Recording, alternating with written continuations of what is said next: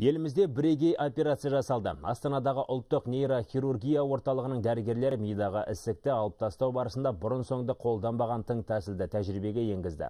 57 жастағы Самат Бекмағамбетовтың ісігі мидың сөйлеу және қимыл қозғалысына тікелей жауапты бөлігінде орналасқан. Мүгедектіктің алдын алу үшін дәрігерлер анестезияны ғана қолданып, сырқат 2 сағатқа созылған операцияда есін біліп жатты.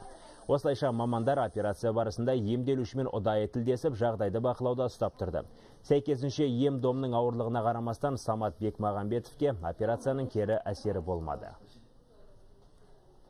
Вообще болып көрмеген операция ма?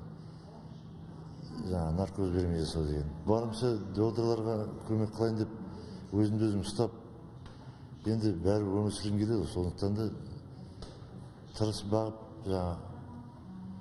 барымша көмектесіп докторларға. Мыңда бір рахмет, қалатты жандарға. Бәрі ойдағыдай, енді жаңа туғандай болып тұр ма?